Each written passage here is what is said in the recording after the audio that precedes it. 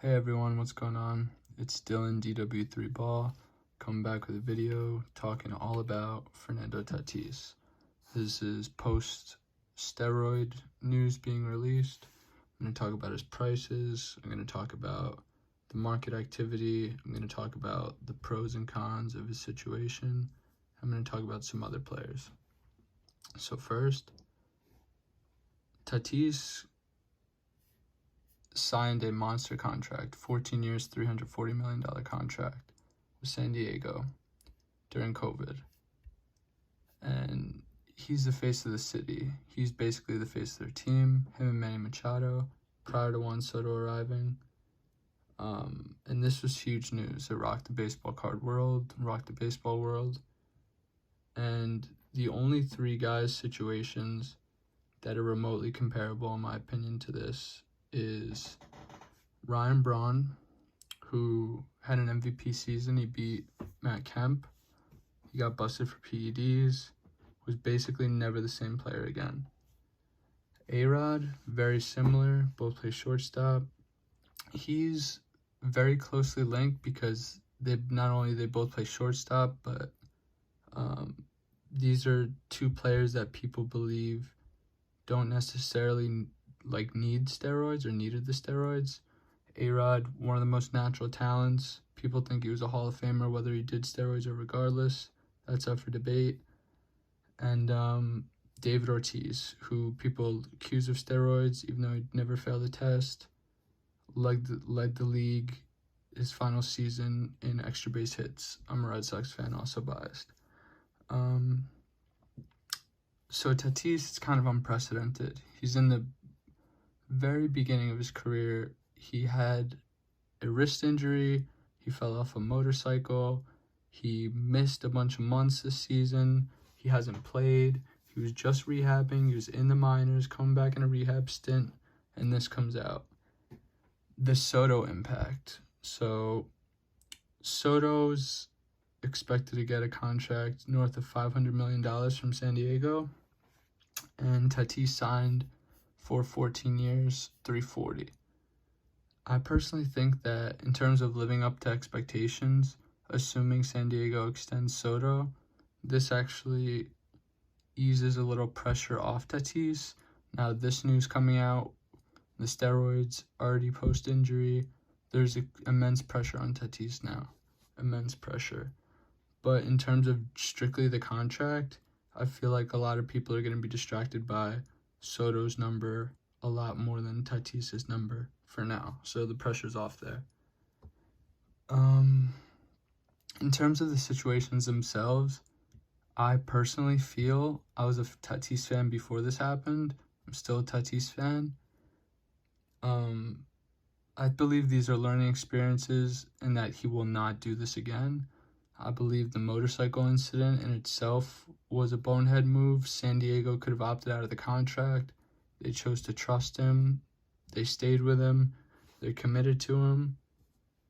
So he learned his lesson with that. And then I think with the steroid news coming out, his dad's a big leaguer. His dad played the right way. I think it wasn't necessarily his direct intention to cheat. Also because he has a natural ability. So I personally believed he learned his lesson. He's also so young. But let's talk about some negatives. So the negatives is that steroids are a permanent thing. Similar to when, in other sports, for example, when NFL players have an allegation come out or accused of something, that kind of stain on their reputation usually never really goes away. Examples, Ray Rice, Adrian Peterson, etc. So there will be a permanent, somewhat tarnish on Fernando Tatis, in my opinion. And this is going to come down to a lot of, in my opinion, old versus young baseball mentality, where the younger people are more forgiving. They realize it was a mistake. They believe he has a natural ability with or without steroids, as long as he isn't consistently failing tests. And the old people are going to rule him out, in my opinion, possibly like forever. They're just gonna permanently not like Tatis, dislike Tatis because he ruined his name. That's interesting from a financial standpoint because older people in general are more wealthy than younger people. But let's take a look at the market. So currently, his Bowman Chromes, there's 11 active listings at auction right now, which isn't necessarily a lot. It doesn't look like they're getting really dumped a ton right now. There was a gold 9.5 sale of $15,000 the other day. We're gonna look at this. This is the last few comps post steroid news.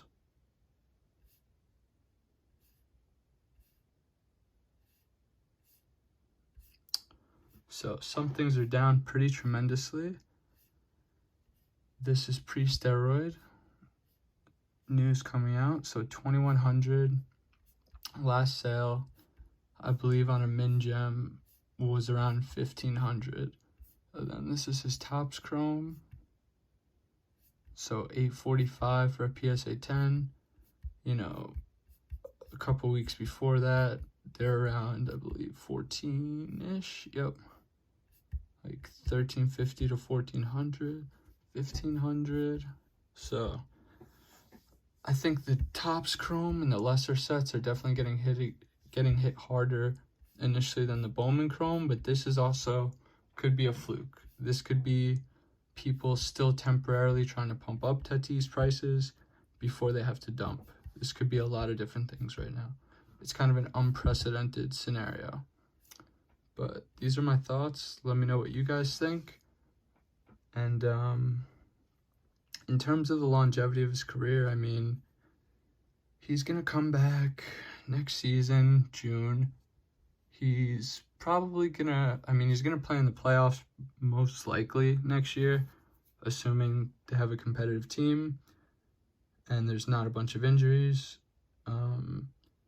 And it's not like he'll win accolades most likely next year, in my opinion. Like, he won't be in the running for MVP with half a season or anything like that, but you got to think about the long term of this deal, of his, career. He's in the infancy stages of a 14-year contract. He's on one of the most loaded hitting teams now in baseball. In terms of upside, I don't know. I personally don't know. I think a lot of that depends on where they settle at, when they bottom out, what they bottom out at, if they could rebound, how much they rebound. I'm not sure. But let me know your thoughts. Thanks for watching.